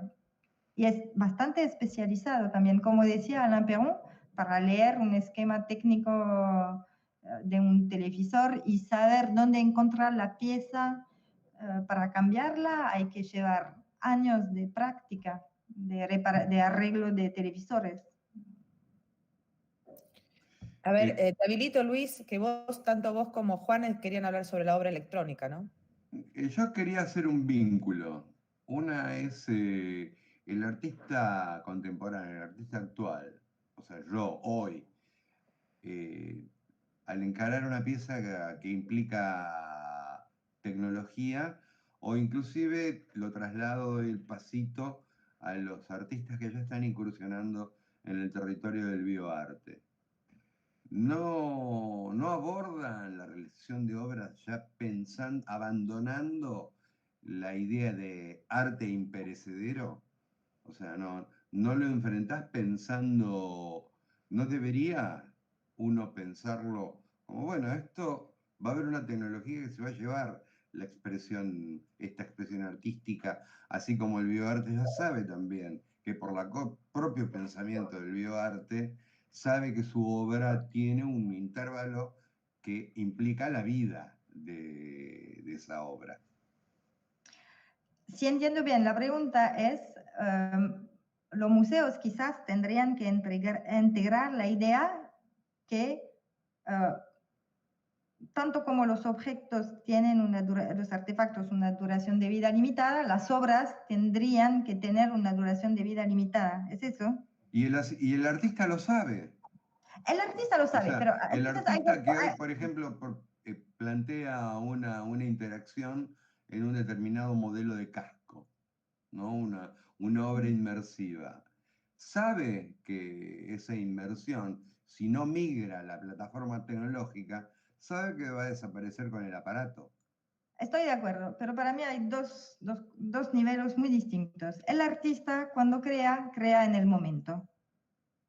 No crea con la idea de vender su obra para siempre, bla, bla, bla. Cuando la vende a un museo o cuando un museo la adquiere, ahí ya se pone el problema. Pero antes, cuando uno hace una expo, ya está muy contento si la expo funciona el día de la inauguración, ¿no? Está pensando en cómo estará en 60 años o más, o 20 o 80. Entonces, para mí, que el artista crea en el momento y por esto les cuesta mucho, de mi experiencia, por lo menos a los artistas, trabajar en obras más antiguas, porque a veces las quieren un poquito modificar o mejorar o cambiar o no sé qué.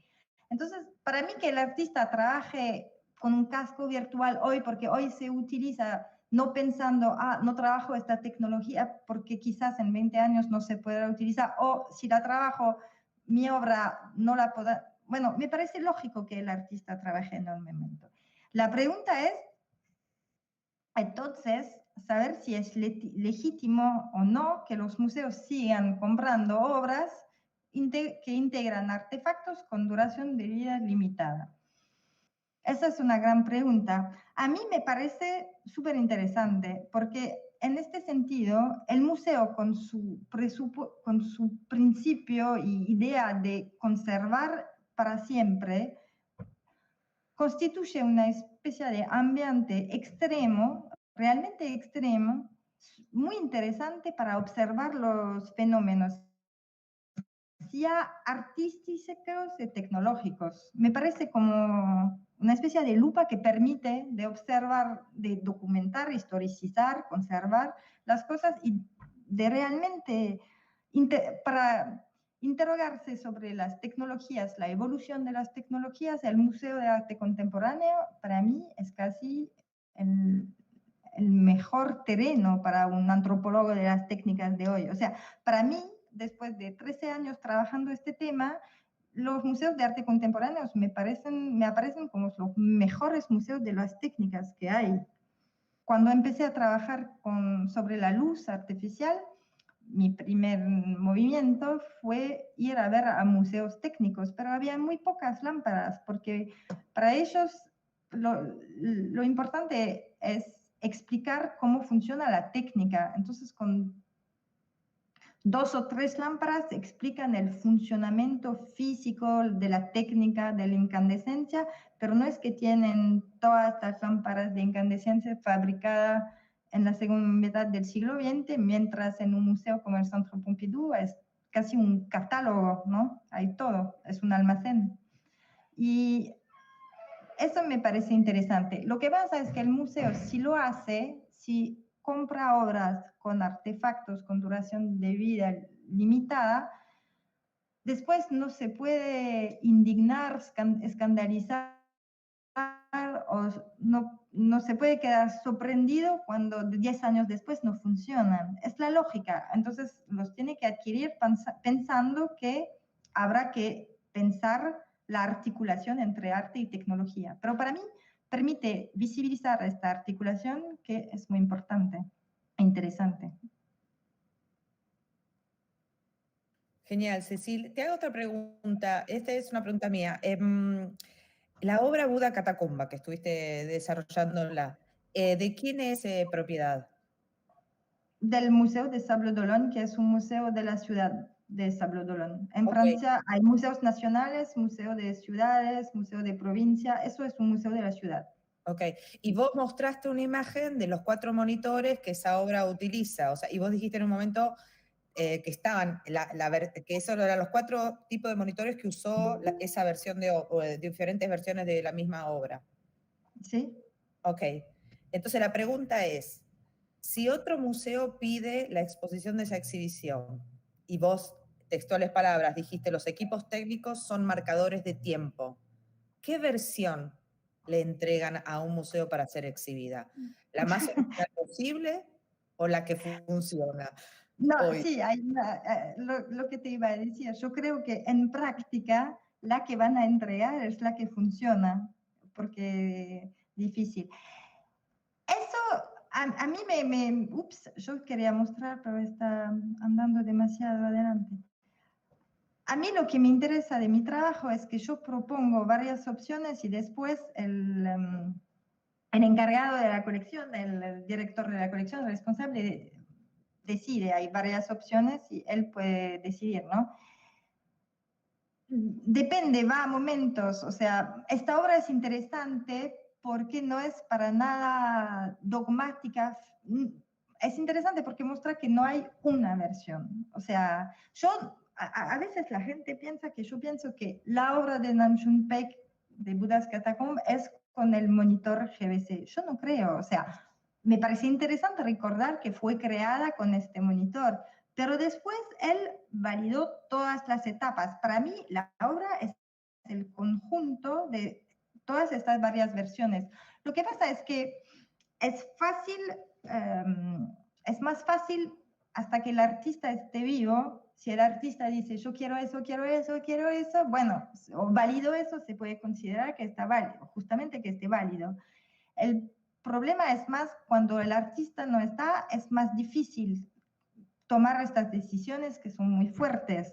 Entonces, si se cambia de tecnología por necesidad, hay que explicarlo bien y esta libertad, como lo hizo Nam June Paik con esa obra, no creo que un responsable de colección pueda tomar una tal decisión. Pero se ve que con el tiempo cambian la aproximación de este tipo de obra. Por ejemplo, el Centre Pompidou, hasta hace poco, yo diría hasta 5 años, casi todas las obras de los años 65 hasta 75 de vídeo las presentaban muy a menudo con videoproyección. Hoy en día consideran que era una época sin videoproyección y tratan de presentarlas con monitores CRT. No digo que esté mejor, no sé, pero digo que según una obra no es solo una obra en sí mismo, es la mirada que una determinada época tiene sobre la obra. Entonces, como en el caso de Peik, cuando la Fundación Cartier la presentó, quería presentarle con el monitor original, pero en la Villette no le importa, o sea, depende realmente de la mirada. Es interesante pensar que evoluciona la técnica, evoluciona el artista y evoluciona también la mirada. Lo que pasa es que solo eso nos los podemos permitir si tenemos una documentación muy precisa, por lo menos de lo que fue al principio, porque si no se puede hacer cualquiera. Sí, como digamos, es interesante como saltó una conclusión contemporánea, que es la importancia del archivo y la documentación para todo tipo de obra de arte y obra artística, cosa que antes no se, como vos lo dijiste, el artista no guardaba, ni siquiera, ni el artista guardaba ni contaba con registros gráficos para poder, por otra persona o por un museo o una institución, volver a reproducir la obra. La importancia hoy del tema del archivo y la documentación. ¿Quieren agregar alguna pregunta más? Ya creo que súper abusamos de Cecilia. Creo que van surgiendo como más preguntas. Juana Odriozola tiene acá un montón de reflexiones que le gustaría hacerte. Me parece que vamos a tener en algún momento que hacer un pequeño encuentro para sacarnos algunas dudas nosotros también. Pero no sé qué te parece, Luis. Creo que ya abusamos del tiempo de Cecilia. Estamos un montón de la clase. La verdad que fue magnífico. Estás muteado. Démosle las gracias a Cecil y la verdad que más sería abusar de ella. Sí. Y aparte, bueno, creo que nos abrió un territorio, quizás el taller hoy tenga más un correlato de lo que nos ha pasado a todos con respecto a esta conferencia, esta videoconferencia de Cecil, que lo que significa la práctica del taller propiamente dicha. Pero bueno, considero que no, me parece que sería más pertinente que todo este territorio de duda la tengamos nosotros y tratamos de tener algún avance propio dentro del territorio de los talleres, y por supuesto que sería, si las condiciones no lo permiten, va a tener que ser de esta forma. Me encantaría que los colegas de Cecil nos volvamos a encontrar en algún momento. Sí, con mucho gusto. Bueno, por lo menos ya le dije a Ceci que estaba tratando de comprometer también para el próximo cuatrimestre. Le damos un tiempito de unos meses. Mira, Cecil, hace un tiempo, hace un par de años, hubo una muestra así de videoarte argentino y de videoinstalaciones, y a mí yo figuré en el catálogo como vestigio. Videoarte argentino, vestigios. Estaba en la sección vestigios. Sí, eso todavía no hacemos, restaurar a los artistas. Yo solo me limito a las obras. Bueno, muy bueno. Me mandaron más que al museo, directamente al de Ciencias Naturales me mandaron. Bueno, antes todavía no hay la momia, solo vestigio. Después hay la fase momia, que había más. Totalmente. Antes de pedir que vuelvan a encender, antes de encender los micrófonos para darle un gran aplauso a Cecil, les quiero decir que, como dijo Luis, vamos a hacer una reflexión sobre todo este bagaje de información y de contextualización que nos dio Cecil, que me parece súper importante en las comisiones. La comisión de Agustín Ratti le tienen que dar un ratito a él que vuelva a su conexión a su casa particular, porque en este momento está en casa de Cecil. Así que la comisión de Ratti más o menos en 20, 30 minutos ya están conectados otra vez. O y si los demás, quieren, mientras tanto, que me visiten. ya está, hablado con Ratti, van a la comisión de Ratti en 15, 20 minutos. Están bastante cerca, sí. Así que lo que quiero es agradecerte infinitamente, Cecil, porque es súper generosa la información que nos brindaste, y creo que se van a tener que replantear las próximas teóricas, algunos docentes que iban a hablar sobre obsolescencia programada. Así que me encantó. Por favor, enciendan sus micrófonos y démosle un gran aplauso a Cecilia y muchas gracias por Gracias. Gracias. Es el aplauso de 335 personas conectadas en este momento viendo tu conferencia, Cecilia. Muchísimas gracias. Bueno, gracias a ustedes por su atención. Gracias. Hasta la próxima. A las Adiós. comisiones, gente. Mm.